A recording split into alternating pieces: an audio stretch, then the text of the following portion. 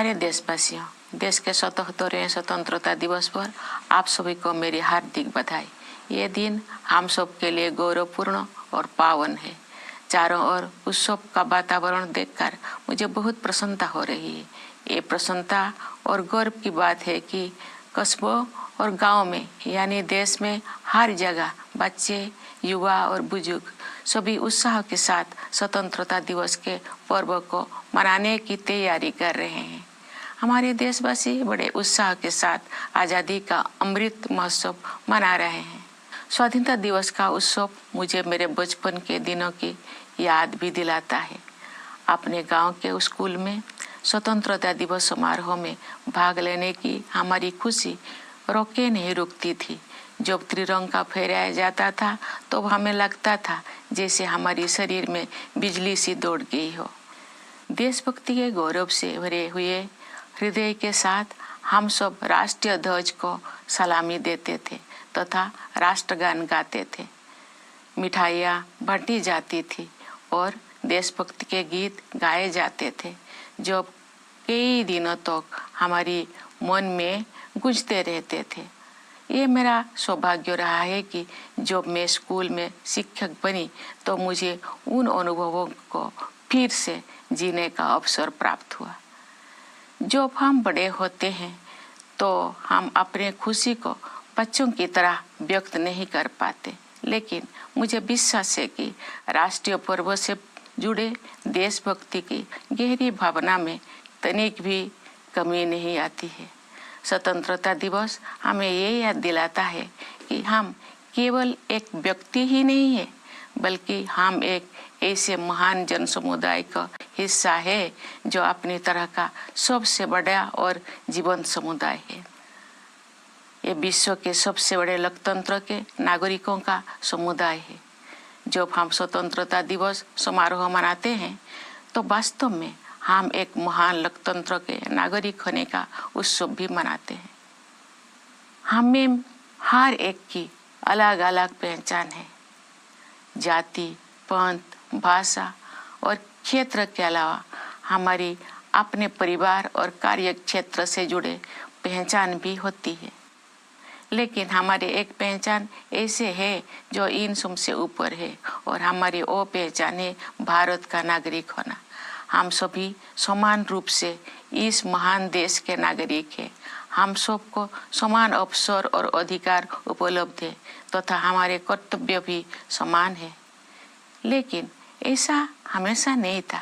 भारत लोकतंत्र की जननी है और प्राचीन काल में भी हमारे यहाँ जमीनी स्तर पर लोकतांत्रिक संस्थाएं विद्यमान थी, किंतु लंबे समय तक चले उपनिवेशिक शासन ने उन लोकतांत्रिक संस्थाओं को मिटा दिया था। 15 अगस्त 1947 के दिन देश ने एक नया सवेरा देखा। उस दिन हमने विदेशी शासन से तो आज़ादी हासिल की है, हमने अपनी नियति का निर्माण करने की स्वतंत्रता भी प्राप्त की। हमारी स्वाधीनता के साथ विदेशी शासकों द्वारा उपनिवेशों को छोड़ने का दौर शुरू हुआ और उपनिवेशवाद समाप्त होने लगा। हमारे द्वारा स्वाधीनता के लक्ष्य को प्राप्त करना तो महत्वपूर्ण था ही, लेकिन उससे भी अधिक उल्लेखनीय है हमारे स्वाधीनता संग्राम का अनोखा तरीका। महात्मा गांधी तथा अनेक असाधारण एवं दूरदर्शी विभूतियों के नेतृत्व में हमारा राष्ट्रीय आंदोलन अद्वितीय आदर्श से अनुप्राणित था। गांधी जी तथा अन्य महानायकों ने भारत की आत्मा को फिर से जगाया और हमारी महान सभ्यता के मूल्यों का जन जन में संचार किया।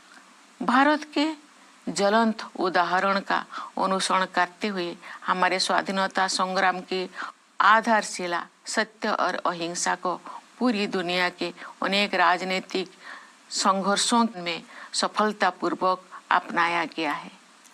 स्वतंत्रता दिवस की पूर्व संध्या पर मैं भारत के नागरिकों के साथ एकजुट होकर सभी ज्ञात और अज्ञात स्वतंत्रता सेनानियों को कृतज्ञतापूर्वक श्रद्धांजलि अर्पित करती हूँ। उनके असंख्य बलिदानों से भारत ने विश्व समुदाय में अपना स्वाभिमानपूर्ण स्थान फिर से प्राप्त किया। मातंगिनी हाजरा और कनकलता बरुआ जैसे वीरांगनाओं ने भारत माता के लिए अपने प्राण निछावर कर दिया। माँ कस्तूरबा राष्ट्रपिता महात्मा गांधी के साथ कदम से कदम मिलाकर सत्याग्रह के मार्ग पर चलती रही। सरोजिनी नायडू, ओमू स्वामीनाथन, रमा देवी, अरुणा आसफ अली और सुचेता कृपलानी जैसे अनेक महिला विभूतियों ने अपने बाद की सभी पीढ़ियों की महिलाओं के लिए आत्मविश्वास के साथ देश तथा समाज की सेवा करने के प्रेरक आदर्श प्रस्तुत किए हैं। आज महिलाएं विकास और देश सेवा के हर क्षेत्र में बढ़ चढ़कर योगदान दे रही हैं तथा राष्ट्र का गौरव बढ़ा रहे हैं। आज हमारी महिलाओं ने ऐसे अनेक क्षेत्रों में अपना विशेष स्थान बना लिया है जिनमें कुछ दोषों को पहले उनकी भागीदारी की कल्पना भी नहीं की जा सकती थी। मुझे ये देखकर प्रसन्नता होती है कि हमारे देश में महिलाओं के आर्थिक सशक्तिकरण पर विशेष ध्यान दिया जा रहा है। आर्थिक सशक्तिकरण से परिवार और समाज में महिलाओं की स्थिति मजबूत होती है। मैं सभी देशवासियों से आग्रह करती हूँ कि वे महिला सशक्तिकरण को प्राथमिकता दें।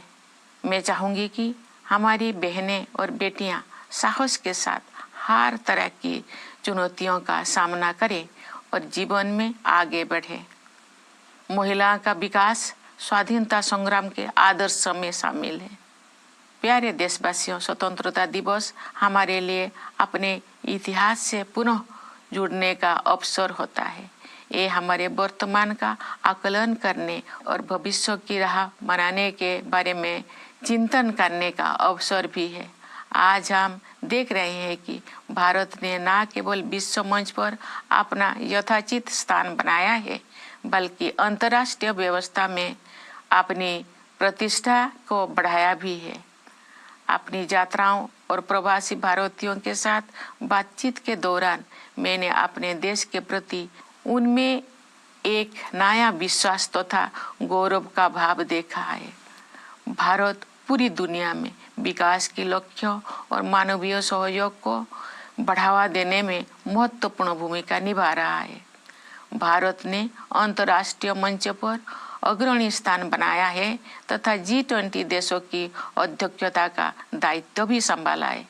चूंकि G20 समूह दुनिया की 2/3 जनसंख्या का प्रतिनिधित्व करता है, इसलिए ये हमारे लिए वैश्विक प्राथमिकताओं को सही दिशा में ले जाने का एक अद्वितीय अवसर है। G20 की अध्यक्षता के माध्यम से भारत व्यापार और वित्त के क्षेत्र में हो रही निर्णयों को न्याय संगत प्रगति की ओर ले जाने में प्रयासरत है। व्यापार और वित्त के अलावा मानव विकास से जुड़े विषय भी कार्यसूची में शामिल किए गए हैं। ऐसे कई मुद्दे जो पूरे मानवता के लिए महत्वपूर्ण है और किसी भौगोलिक सीमा से बंधे हुए नहीं है। मुझे विश्वास है कि भारत के प्रभावी नेतृत्व के साथ G20 के सदस्य देश उन मोर्चों पर उपयोगी कार्रवाई को आगे बढ़ाएंगे। भारत की G20 की अध्यक्षता में एक नई बात यह है कि डिप्लोमेसी को जमीन से जोड़ा गया है। एक अंतर्राष्ट्रीय राजनयिक गतिविधि में लोगों की भागीदारी को प्रोत्साहित करने के लिए अपनी तरह का पहला अभियान चलाया गया है। उदाहरण के लिए ये देखकर मुझे अच्छा लगा कि स्कूलों और कॉलेजों में G20 से जुड़े विषयों पर आयोजित की जा रही गतिविधियों में विद्यार्थी उत्साहपूर्वक भाग ले रहे हैं।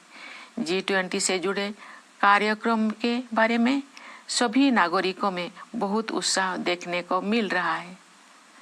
प्यारे देशवासियों, सशक्तिकरण की भावना से युक्त इस उत्साह का संचार आज संभव हो पाया है क्योंकि हमारा देश सभी मोर्चों पर अच्छी प्रगति कर रही है।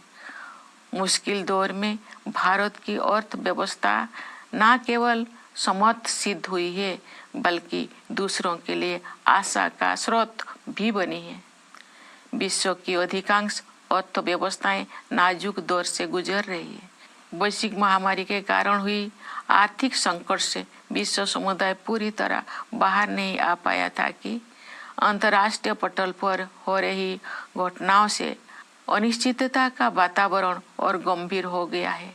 फिर भी सरकार कठिन परिस्थितियों का अच्छी तरह सामना करने में सक्षम रही है। देश ने चुनौतियों को अवसरों में बदला है और प्रभावशाली जीडीपी ग्रोथ भी दर्ज की है। हमारे अन्नदाता किसानों ने हमारी आर्थिक वृद्धि में महत्वपूर्ण योगदान दिया है। राष्ट्र उनका ऋणी है। वैश्विक स्तर पर मुद्रास्फीति यानी इन्फ्लेशन चिंता का कारण बनी हुई है, लेकिन सरकार और रिजर्व बैंक इस पर काबू पाने में सफल रही है। सरकार ने जनसामान्य पर मुद्रास्फीति का अधिक प्रभाव नहीं पड़ने दिया है और साथ ही गरीबों को व्यापक सुरक्षा कवच भी प्रदान किया है। वैश्विक आर्थिक विकास के लिए दुनिया की निगाहें आज भारत पर टिकी हुई है। आज भारत विश्व की 5वीं सबसे बड़ी अर्थव्यवस्था बन गया है। विश्व में सबसे तेजी से बढ़ रही बड़ी अर्थव्यवस्था के रूप में भारत विश्व की 3री सबसे बड़ी अर्थव्यवस्था बनने की ओर अग्रसर है। हमारी आर्थिक प्रगति की इस यात्रा में समावेशी विकास पर जोर दिया जा रहा है। निरंतर हो रही आर्थिक प्रगति के 2 प्रमुख आयाम हैं। एक और व्यवसाय करना आसान बनाकर और रोजगार के अवसर पैदा करके उद्यमशीलता की संस्कृति को बढ़ावा दिया जा रहा है। दूसरे ओर जरूरतमंदों की सहायता के लिए विभिन्न क्षेत्रों में पहल की गई है तथा व्यापक स्तर पर कल्याणकारी कार्यक्रम चलाया जा रहे हैं। वंचितों को वरीयता प्रदान करना हमारी नीतियों और कार्य के केंद्र में रहता है। परिणाम स्वरूप पिछले दशकों में बड़ी संख्या में लोगों को गरीबी से बाहर निकलना संभव हो पाया है। इसी प्रकार आदिवासियों की स्थिति में सुधार लाने और उन्हें प्रगति की यात्रा में शामिल करने हेतु विशेष कार्यक्रम चलाया जा रहा है। मैं अपने आदिवासी भाई बहनों से अपील करती हूँ कि आप सब अपने परंपराओं को समृद्ध करते हुए आधुनिकता को अपनाएं। मुझे ये जानकर खुशी हुई है कि आर्थिक विकास के साथ साथ मानव विकास संबंधी सरकारों को भी उच्च प्राथमिकता दी जा रही है। मैं एक शिक्षक रही हूँ, इस नाते भी मैंने ये समझा है कि शिक्षा सामाजिक सशक्तिकरण का सबसे प्रभावी माध्यम है। वर्ष 2020 की राष्ट्रीय शिक्षा नीति से बदलाव आना शुरू हो गया है। विभिन्न स्तरों पर विद्यार्थियों और शिक्षाविदों के साथ मेरी बातचीत से मुझे ज्ञात हुआ है कि अध्ययन की प्रक्रिया अधिक फ्लेक्सिबल हो गया है। इस दूरदर्शी नीति का एक प्रमुख उद्देश्य प्राचीन मूल्यों को आधुनिक कौशल के साथ जोड़ना है। इससे आने वाले वर्षों में शिक्षा के क्षेत्र में अभूतपूर्व परिवर्तन होंगे और परिणाम स्वरूप देश में एक बहुत बड़ा बदलाव दिखाई देगा। भारत की प्रगति को देशवासियों, विशेषकर युवा पीढ़ी के सपनों से शक्ति मिलती है। विकास के अनंत संभावनाएं देशवासियों की प्रतीक्षा कर रही है। स्टार्टअप से लेकर खेलकूद तक हमारे युवाओं ने उत्कृष्टता के नई आसमानों की उड़ान भरी है। आज के नई भारत की महत्वाकांक्षाओं के नई क्षितिज असीम है। भारतीय अंतरिक्ष अनुसंधान संगठन नई ऊंचाई को छू रहा है और उत्कृष्टता के नई आयाम स्थापित कर रहा है। इस वर्ष इसरो ने चंद्रयान 3 लॉन्च किया है, जो चंद्रमा की कक्षा में प्रवेश कर चुका है और कार्यक्रम के अनुसार उसका विक्रम नामक लैंडर तथा प्रज्ञान नामक रोवर अगले कुछ ही दिनों में चंद्रमा पर उतरेगा। हम सभी के लिए वो गौरव का क्षण होगा और मुझे भी उस पल का इंतजार है। चंद्रमा का अभियान अंतरिक्ष के हमारे भावी कार्यक्रम के लिए केवल एक सीढ़ी है, हमें बहुत आगे जाना है। अंतरिक्ष अभियान में ही नहीं बल्कि धरती पर भी हमारे वैज्ञानिक और टेक्नोलॉजिस्ट देश का नाम रोशन कर रहे हैं। अनुसंधान, नवाचार तथा उद्यमशीलता को बढ़ावा देने के लिए अगले 5 वर्षों में 50,000 करोड़ रुपये की राशि के साथ सरकार द्वारा अनुसंधान नेशनल रिसर्च फाउंडेशन स्थापित किया जा रहा है। ये फाउंडेशन हमारी कॉलेजों, विश्वविद्यालयों और अनुसंधान केंद्रों में रिसर्च एवं डेवलपमेंट को आधार प्रदान करेगा, उन्हें विकसित करेगा तथा आगे ले जाएगा। प्यारे देशवासियों, ज्ञान विज्ञान में उत्कृष्टता प्राप्त करना ही हमारा लक्ष्य नहीं है, बल्कि हमारे लिए ये मानवता के विकास के साधन है। एक क्षेत्र जिस पर पूरे विश्व के वैज्ञानिकों और नीति निर्माताओं को और अधिक तत्परता से ध्यान देना चाहिए, वो है जलवायु परिवर्तन। हाल के वर्षों में बड़ी संख्या में एक्सट्रीम वेदर इवेंट्स हुई है। देश के कुछ हिस्सों में असाधारण बाढ़ का सामना करना पड़ा है, कुछ स्थान सूखे की मार झेलते हैं। इन सब का एक प्रमुख कारण ग्लोबल वार्मिंग को भी माना जाता है। अतः पर्यावरण के हित में स्थानीय, राष्ट्रीय तथा वैश्विक स्तर पर प्रयास करना अनिवार्य है। इस संदर्भ में ये उल्लेखनीय है कि रिन्यूएबल एनर्जी के क्षेत्र में हमने अभूतपूर्व लक्ष्य को प्राप्त किया है। अंतर्राष्ट्रीय सौर ऊर्जा अभियान को भारत ने नेतृत्व प्रदान किया है। अंतर्राष्ट्रीय प्रतिबद्धताओं को पूरा करने में हमारा देश अग्रणी भूमिका निभा रहा है। विश्व समुदाय को हमने लाइफ यानी लाइफस्टाइल फॉर एनवायरनमेंट का मंत्र दिया है। प्यारे देशवासियों, असामान्य मौसम की घटनाएं सभी पर असर डालती है, लेकिन गरीब और वंचित वर्गों के लोगों पर उनका और अधिक प्रभाव पड़ता है। शहरों और पहाड़ों क्षेत्रों के जलवायु परिवर्तन की स्थितियों का सामना करने के लिए विशेष रूप से सक्षम बनाने की आवश्यकता है।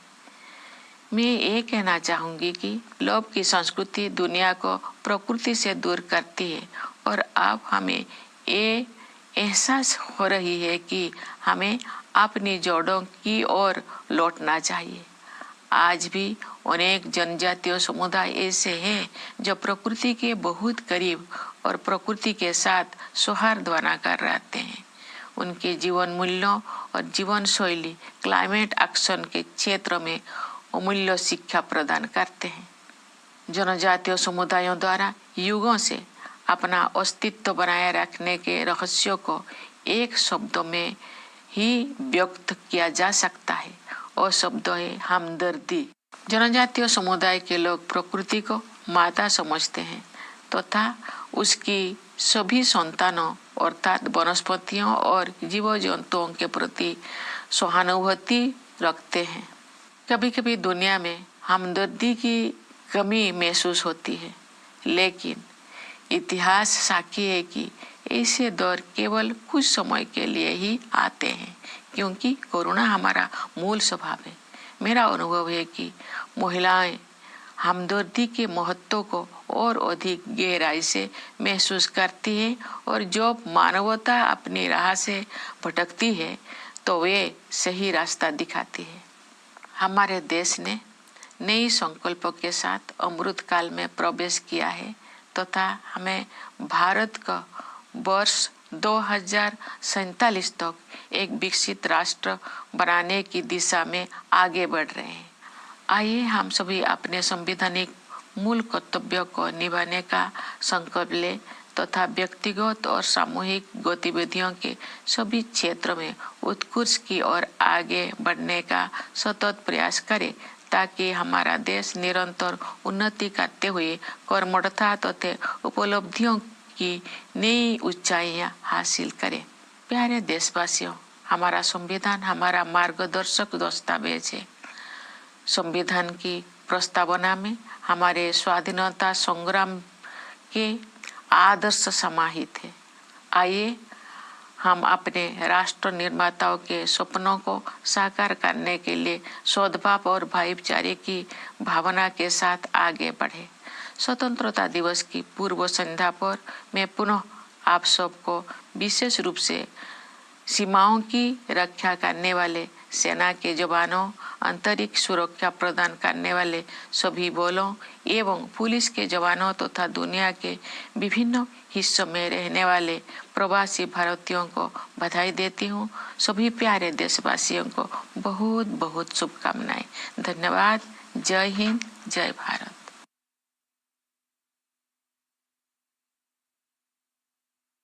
My dear fellow citizens, my heartiest greetings to all of you on our 77th Independence Day.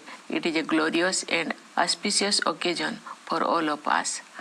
I am overjoyed to see that festivity is in the air. It is a matter of delight as well as pride for us to see how everyone, children, youth, and the elderly in cities and villages everywhere in India are excited and preparing to celebrate this festival of our freedom. The people have been celebrating Azadi Ka Amrit Mahotsav with great enthusiasm. Independence Day celebrations also remind me of my childhood days.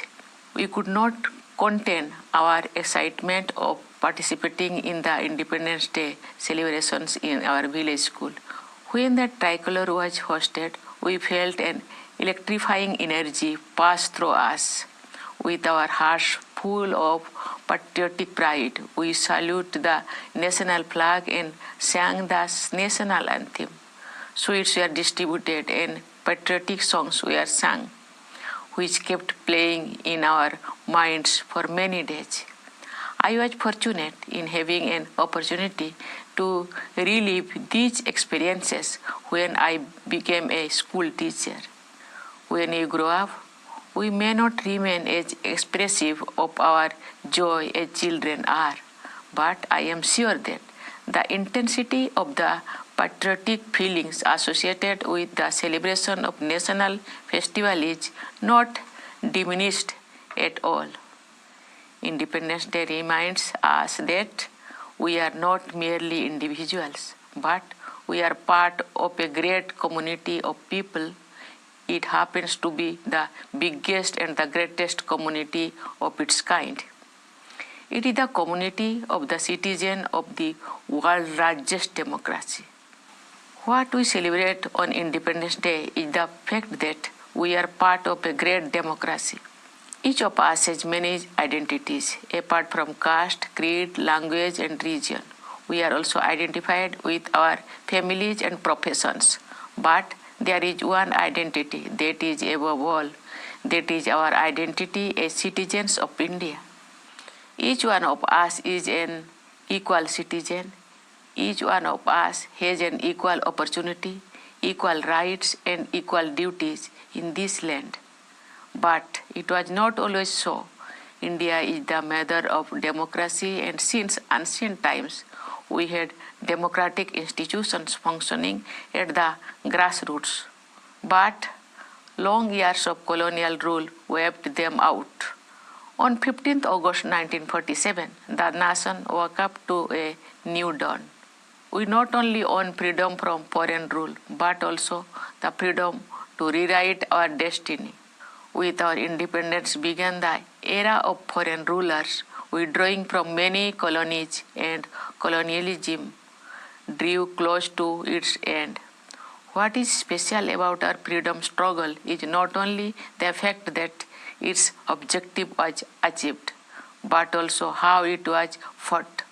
Under the leadership of Mahatma Gandhi and a galaxy of extraordinary visionary leaders, our national movement was animated by a unique set of ideals. Gandhiji and others rekindled the soul of India and helped the nation rediscover its civilizational values. Following India's shining example, truth and non-violence, the cornerstone of our resistance, has been successfully employed in many political struggles around the world. On the eve of Independence Day, I join my fellow citizens in paying grateful tribute to the known and unknown freedom fighters whose sacrifices have made it possible for India to regain its rightful place in the Committee of Nations. Great women freedom fighters like Matangini Hajra and Kanakolata Borua laid down their lives for Bharat Mata. Ma Kosturaba matched the father of the nation, Mahatma Gandhi, every step of the way on the difficult path of Satyagraha. Many great women leaders like Sarojini Naidu, Amu Swaminathan, Rama Devi, Aruna Asaballi, and Sucheta Kripalani had set inspiring ideals for all future generations of women to serve the nation and the society with self-confidence. Today, women are contributing extensively in every field of development and service to the country and are enhancing the nation's pride. Today, our women have made their special place in many such fields in which their participation was unimaginable a few decades ago. I am happy to note that the economic empowerment of women is being given special focus in our country. Economic empowerment strengthens the position of women in the family and society. I urge all fellow citizens to give priority to women empowerment. I would like our sisters and daughters to overcome challenges with courage and move ahead in life. Development of women was among the ideals of our freedom struggle. Dear citizens, Independence Day is an occasion to reconnect with our history. It is also an occasion to assess our present and reflect about our way forward. Looking at the present, we see that India has not only regained its rightful place on the world stage, but it has also enhanced its standing in the international order. During my visits and interactions with the members of the Indian diaspora, I have observed a new confidence in the India story.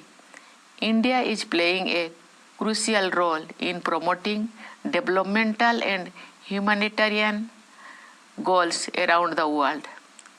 It has also assumed leadership of international forum, especially the presidency of G20. As the G20 represents 2/3 of the world population, this is a unique opportunity to help shape global discourse in the right direction. With the G20 presidency, India can nudge decision making in trade and finance towards equitable progress. Beyond trade and finance, matters of human development too are on the agenda. There are many global issues that concern all humanity and are not limited by geographical boundaries. I am confident that with India's proven leadership in dealing with global issues, member nations will be able to advance effective action on these fronts. What is notable in India's presidency of G20 is the way this diplomatic activity has been taken to the grassroots. There has been a first of its kind campaign to encourage people's participation. It is delightful to see, for example, students enthusiastically participating in diverse contexts organized in schools and colleges touching upon the themes of G20. All the citizens are enthusiastic about events related to G20. Dear fellow citizens, this enthusiasm along with a sense of empowerment is possible because the nation has been taking great strides on all fronts. India's economy has proven to be not only resilient during turbulent times, but is also a beacon of hope for others. The world economy is passing through a delicate stage as the pandemic has been followed by international events that have added to the air of uncertainty. Yet, the government has been able to navigate the stormy waters very well. India has converted challenges into opportunities and has recorded high GDP growth. Our Annadata farmers have contributed significantly to our economic growth. The nation feels indebted to them. Inflation at the global level remains a cause for worry. But in India, the government and the Reserve Bank have managed to contain it. The government has succeeded in protecting the common people from high inflation, while also providing a more extensive security cover to the poor. The world looks up to India for global economic growth. The continued economic progress is driven by a two-pronged strategy. On the one hand, there is a sustained push to unleash the forces of enterprise by making it easier to do business and generate job opportunities.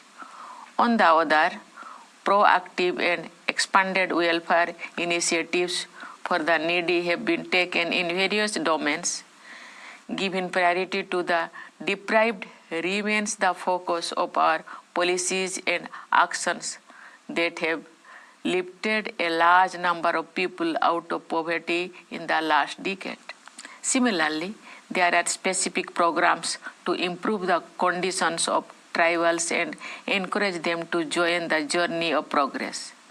I appeal to our tribal brothers and sisters to enrich their traditions while embracing modernity.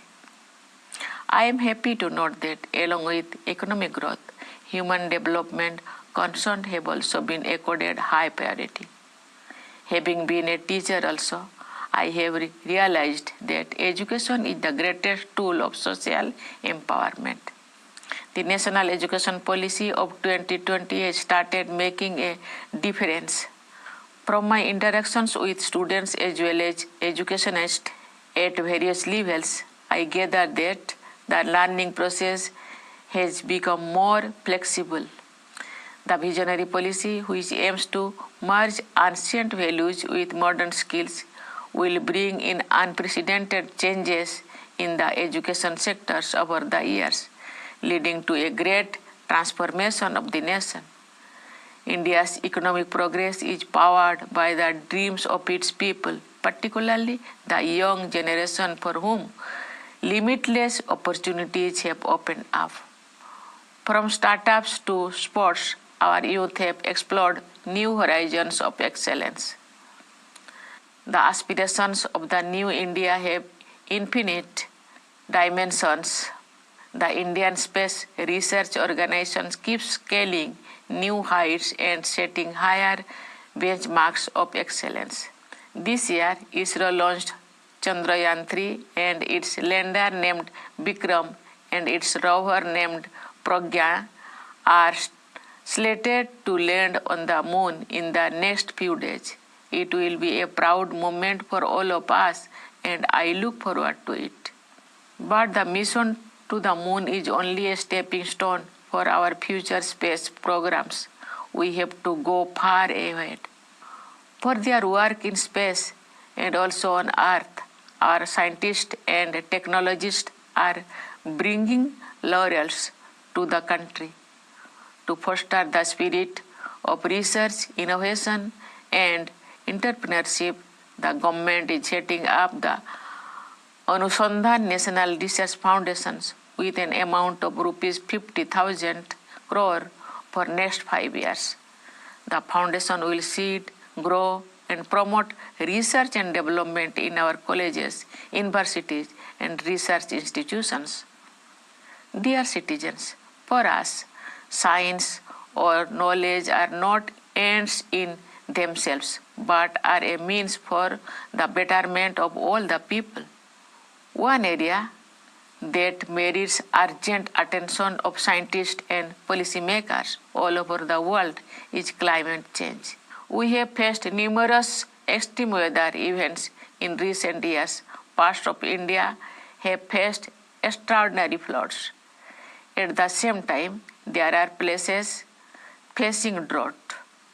These events are also attributed to the phenomenon of global warming. Therefore, it is necessary to make efforts at the local, national, and global levels for the environment. In this context, it is noteworthy that we have achieved unprecedented goals in the field of renewable energy. India is providing leadership to the International Solar Alliance. Our country is playing a leading role in fulfilling international commitments. We have given the mantra of life, that is lifestyle for environment, to the global community. Dear fellow citizens, extreme weather events affect all, but their impact is far more severe on the poor and the marginalized. Cities and hilly terrains especially need to be made more resilient. The larger point here is that the culture of greed takes the world away from nature. We now realize the dire need to return to our roots. I know that there are still many tribal communities who live very close to nature and in harmony with it. Their values and lifestyle offer invaluable lessons for climate action. The secret of the survival of the tribal communities through ages can be summarized in one word. That single word is empathy. They have empathy for all Mother Nature's fellow children, flora and fauna alike. Sometimes, however, the world seems to be suffering from a deficit of empathy. But history shows that such periods are only aberrations, and kindness is our fundamental nature. It is my experience that women have empathy in greater measure, and they show the way when humanity goes astray. Our country has entered Amrit Kal with new resolutions, and we are moving forward towards making India an inclusive and developed nation by the year 2047. Let us all take a pledge to perform our fundamental duty to strive towards excellence in all spheres of individual and collective activity, so that the nation constantly rises to higher levels of endeavor and achievement. Dear fellow citizens, our Constitution is our guiding document. Its preamble contains the ideals of our freedom struggle. Let us move forward with the spirit of harmony and brotherhood to realize the dreams of our nation builders. On the eve of Independence Day, I once again extend my greetings to you all, especially to our soldiers guarding the borders, jawans of the forces, and the police providing internal security, and to the members of our diaspora living in every part of the world. I convey my best wishes to you all. Thank you. Jai Hind, Jai Bharat.